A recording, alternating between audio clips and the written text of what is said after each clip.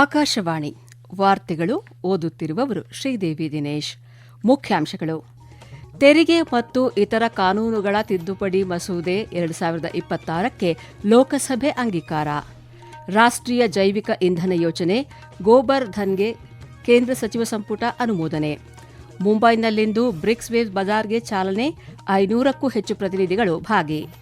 20 ವರ್ಷದೊಳಗಿನವರ ವಿಶ್ವ athletics championship, 3 ಭಾರತೀಯ ಅಥ್ಲೀಟ್ಗಳು ಫೈನಲ್ಗೆ. ವಾರ್ತೆಗಳ ವಿವರ. ಲೋಕಸಭೆಯು ತೆರಿಗೆ ಮತ್ತು ಇತರ ಕಾನೂನುಗಳ ತಿದ್ದುಪಡಿ ಮಸೂದೆ 2026 ಅಂಗೀಕರಿಸಿದೆ.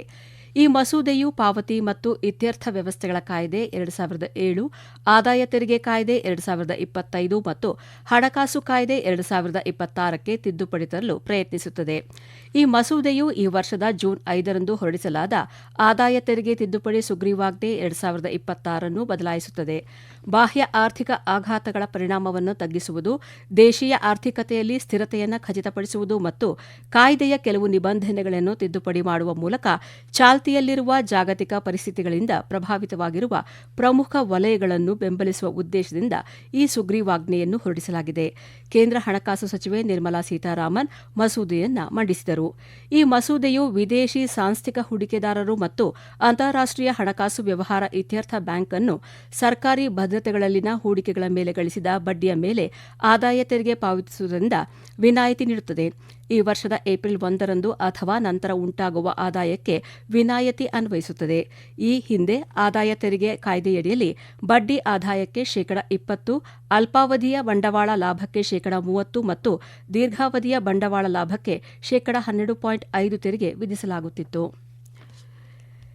ಕೇಂದ್ರ ಸಚಿವ ಸಂಪುಟ ಇಂದು 23,731 ಕೋಟಿ ರೂಪಾಯಿಗಳ ಒಟ್ಟು ವೆಚ್ಚದ ರಾಷ್ಟ್ರೀಯ ಜೈವಿಕ ಇಂಧನ ಯೋಜನೆ ಗೋಬರ್ ಧನ್ ಅನ್ನು ಅನುಮೋದಿಸಿದೆ.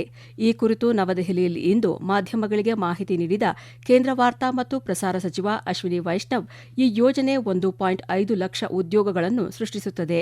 ಗೋಬರ್ ಧನ್ ಭಾರತದ ಶುದ್ಧ ಇಂಧನ ಪ್ರಯಾಣದಲ್ಲಿ ಒಂದು ನಿರ್ಣಾಯಕ ಮೈಲುಗಲ್ಲನ್ನು ಗುರುತಿಸುತ್ತದೆ. ಇದು ದೇಶದ ಹೇರಳವಾದ ಕೃಷಿ ತ್ಯಾಜ್ಯ, ದನದ ಸಗಣಿ, ಮಣ್ಣು, ಸಾವಯವ ತ್ಯಾಜ್ಯ ಮತ್ತು ಇತರ ಜೀವರಾಶಿ ಸಂಪನ್ಮೂಲಗಳನ್ನು ಶುದ್ಧ ಇಂಧನ, ಸಾವಯವ ಗೊಬ್ಬರ, ಗ್ರಾಮೀಣ ಆದಾಯ ಮತ್ತು ರಾಷ್ಟ್ರೀಯ ಆರ್ಥಿಕ ಮೌಲ್ಯವಾಗಿ ಪರಿವರ್ತಿಸುತ್ತದೆ ಎಂದು ತಿಳಿಸಿದರು. ಈ ಯೋಜನೆಯು 2026-27ರಿಂದ 2035-36ರವರೆಗೆ ಜಾರಿಗೆಯಲ್ಲಿರಲಿದೆ.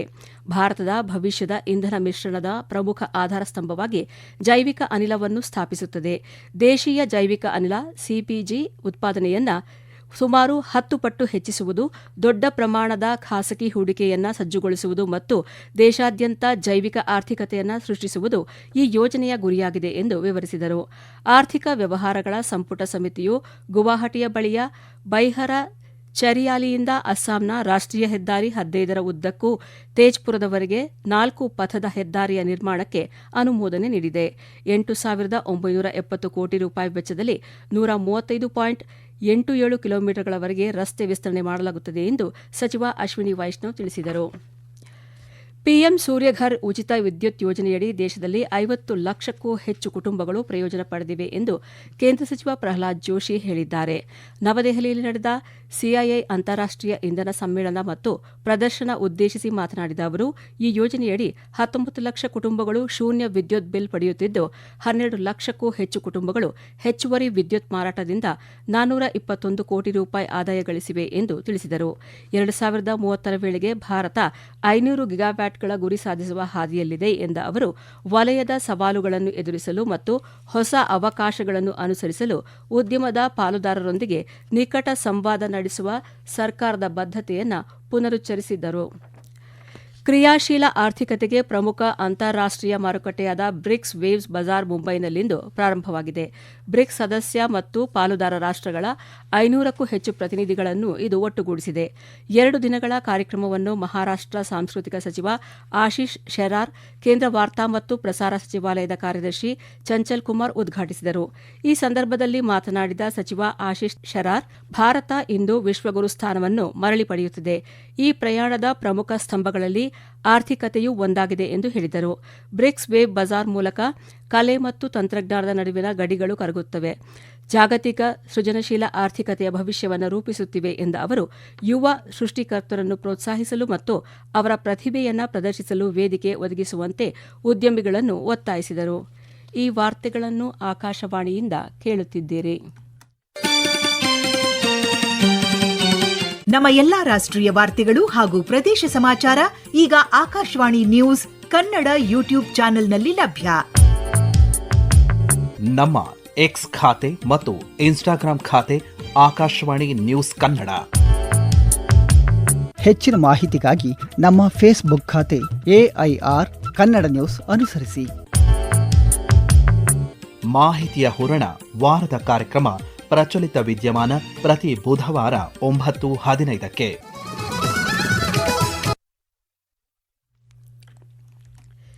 ನೀಟ್ ಯುಜಿ ಪರೀಕ್ಷೆಯನ್ನ ಕಂಪ್ಯೂಟರ್ ಆಧಾರಿತ ಸ್ವರೂಪಕ್ಕೆ ಬದಲಾಯಿಸುವ ಬಗ್ಗೆ ಕೇಂದ್ರ ಸರ್ಕಾರ ಸಲ್ಲಿಸಿರುವ ಅಫಿಡವಿಟ್ಗೆ ಪ್ರತಿಕ್ರಿಯೆ ಸಲ್ಲಿಸುವಂತೆ ಅಖಿಲ ಭಾರತ ವೈದ್ಯಕೀಯ ಸಂಘಗಳ ಒಕ್ಕೂಟ ಸೇರಿದಂತೆ ಅರ್ಜಿದಾರರನ್ನು ಸುಪ್ರೀಂ ಕೋರ್ಟ್ ಕೇಳಿದೆ. ನ್ಯಾಯಮೂರ್ತಿಗಳಾದ PS ನರಸಿಂಹ ಮತ್ತು ಅಲೋಕ್ ಆರಾಧೆ ಅವರಿದ್ದ ನ್ಯಾಯಪೀಠ ಮುಂದಿನ ವಿಚಾರಣೆಯನ್ನ ಇದೇ 19ಕ್ಕೆ ನಿಗದಿಪಡಿಸಿದೆ. ನೀಟ್ ಯುಜಿ ಪರೀಕ್ಷೆಯನ್ನ ಕಂಪ್ಯೂಟರ್ ಆಧಾರಿತ ಸ್ವರೂಪದಲ್ಲಿ ಒಂದೇ ಹಂತದಲ್ಲಿ ಅಥವಾ ಜಂಟಿ ಪ್ರವೇಶ ಪರೀಕ್ಷೆಯಂತೆಯೇ 2 ಹಂತದ ಮಾದರಿಯಲ್ಲಿ ನಡೆಸುವ ಬಗ್ಗೆ ಪರಿಗಣಿಸುತ್ತಿರುವುದಾಗಿ ಕೇಂದ್ರ ಸರ್ಕಾರ ನ್ಯಾಯಾಲಯಕ್ಕೆ ತಿಳಿಸಿದೆ.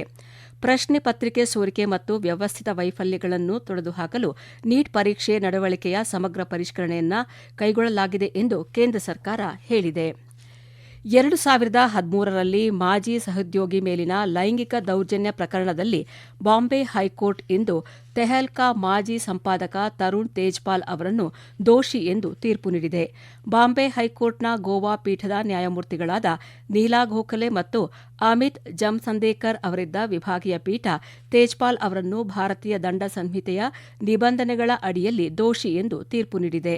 2013ರ ನವೆಂಬರ್ನಲ್ಲಿ ಗೋವಾದಲ್ಲಿ ನಡೆದ ಥಿಂಕ್ ಫೆಸ್ಟ್ ಕಾರ್ಯಕ್ರಮದ ಸಂದರ್ಭದಲ್ಲಿ ತೇಜ್ಪಾಲ್ ಹೋಟೆಲ್ ಲಿಫ್ಟ್ನಲ್ಲಿ ತನ್ನ ಮೇಲೆ ಲೈಂಗಿಕ ದೌರ್ಜನ್ಯ ಎಸಗಿದ್ದಾರೆ ಎಂದು ಮಾಜಿ ಸಹೋದ್ಯೋಗಿಯೊಬ್ಬರು ಆರೋಪಿಸಿದ್ದಾರೆ. 2021ರಲ್ಲಿ ವಿಚಾರಣಾ ನ್ಯಾಯಾಲಯ ಅವರನ್ನು ಖುಲಾಸೆಗೊಳಿಸಿದ ನಂತರ ಗೋವಾ ಸರ್ಕಾರ ಹೈಕೋರ್ಟ್ನಲ್ಲಿ ತೀರ್ಪನ್ನು ಪ್ರಶ್ನಿಸಿತ್ತು. ಅಮೆರಿಕದ ಯೂಜಿನ್ನಲ್ಲಿ ನಡೆದ 20 ವರ್ಷದೊಳಗಿನವರ ವಿಶ್ವ ಅಥ್ಲೆಟಿಕ್ಸ್ ಚಾಂಪಿಯನ್ಶಿಪ್ನಲ್ಲಿ ಭಾರತದ ಜಾವೆಲಿನ್ ಎಸೆತಗಾರರಾದ ಆಶೀಶ್ ಯಾದವ್ ಮತ್ತು ಟಿ ಧರಣೀಧರನ್ ಹಾಗೂ ಡಿಸ್ಕಸ್ ಎಸೆತಗಾರ ಅಮಾನತ್ ಕಾಂಬೋಜಿ ತಮ್ಮ ವಿಭಾಗಗಳಲ್ಲಿ ಫೈನಲ್ ತಲುಪಿದ್ದಾರೆ. ಫೈನಲ್ ಪಂದ್ಯಗಳು ಭಾನುವಾರ ನಡೆಯಲಿವೆ. ಜಾರ್ಖಂಡ್ ಸಾರ್ವಜನಿಕ ಸೇವಾ ಆಯೋಗ ಮತ್ತು ಜಾರ್ಖಂಡ್ ಸಿಬ್ಬಂದಿ ಆಯ್ಕೆ ಆಯೋಗದ ಪರೀಕ್ಷೆಗಳಲ್ಲಿ ಅಕ್ರಮ ನಡೆದಿದೆ ಎಂದು ಆರೋಪಿಸಿ ಜಾರ್ಖಂಡ್ನಲ್ಲಿ ವಿದ್ಯಾರ್ಥಿಗಳು ನಡೆಸುತ್ತಿರುವ ಪ್ರತಿಭಟನೆ ಇಂದು 13ನೇ ದಿನಕ್ಕೆ ಕಾಲಿಟ್ಟಿದೆ. ವಿದ್ಯಾರ್ಥಿಗಳು ತಮ್ಮ ಬೇಡಿಕೆಗಳಿಗಾಗಿ ರಾಂಚಿಯ ಜೈಪಾಲ್ ಸಿಂಗ್ ಮುಂಡಾ ಕ್ರೀಡಾಂಗಣದಲ್ಲಿ ಪ್ರತಿಭಟನೆ ಮುಂದುವರೆಸಿದ್ದಾರೆ. ಏತನ್ಮಧ್ಯೆ ಈ ವಿಷಯವು ಮಳೆಗಾಲದ ಅಧಿವೇಶನದ ಆರಂಭಿಕ ದಿನದಂದು ಜಾರ್ಖಂಡ್ ವಿಧಾನಸಭೆಯ ಒಳಗೆ ಮತ್ತು ಹೊರಗೆ ಕೋಲಾಹಲಕ್ಕೆ ಕಾರಣವಾಯಿತು. ಈ ವಿಷಯದ ಬಗ್ಗೆ ಬಿಜೆಪಿ ಮತ್ತು ಎನ್ಡಿಎ ಶಾಸಕರು ವಿಧಾನಸಭೆ ಆವರಣದಲ್ಲಿ ಪ್ರತಿಭಟನೆ ನಡೆಸಿದರು. ಮುಖ್ಯಮಂತ್ರಿಗಳ ರಾಜೀನಾಮೆ ಮತ್ತು ಆರೋಪದ ಅಕ್ರಮಗಳ ಬಗ್ಗೆ ಸಿಬಿಐ ತನಿಖೆಗೆ ಒತ್ತಾಯಿಸಿದರು. ರಾಂಚಿ ಮತ್ತು ಲಕ್ನೋದಿಂದ ಇನ್ನೂ 5 ಆರೋಪಿಗಳನ್ನು ಸಿಐಡಿ ಬಂಧಿಸಿದ್ದು, ಪ್ರಕರಣದಲ್ಲಿ ಇದುವರೆಗೆ ಒಟ್ಟು 19 ಆರೋಪಿಗಳನ್ನು ಬಂಧಿಸಲಾಗಿದೆ. ಪ್ರಾದೇಶಿಕ ಸೇನೆಯು ನಾಗರಿಕ ಸೈನಿಕ ಪರಿಕಲ್ಪನೆಯ ಜೀವಂತ ಪ್ರತಿರೂಪವಾಗಿದ್ದು, ದೇಶದ ಗಡಿ ರಕ್ಷಣೆ, ಆಂತರಿಕ ಭದ್ರತೆ ಹಾಗೂ ನೈಸರ್ಗಿಕ ವಿಕೋಪಗಳ ಸಂದರ್ಭದಲ್ಲಿ ಮಹತ್ವದ ಸೇವೆ ಸಲ್ಲಿಸುತ್ತಿದೆ ಎಂದು ರಕ್ಷಣಾ ಸಚಿವ ರಾಜನಾಥ್ ಸಿಂಗ್ ಹೇಳಿದ್ದಾರೆ.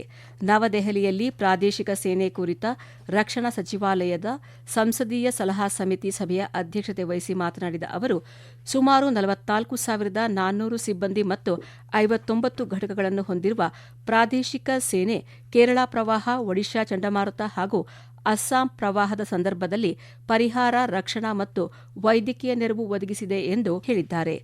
ಕೊನೆಯಲ್ಲಿ ಮತ್ತೊಮ್ಮೆ ಮುಖ್ಯಾಂಶಗಳು.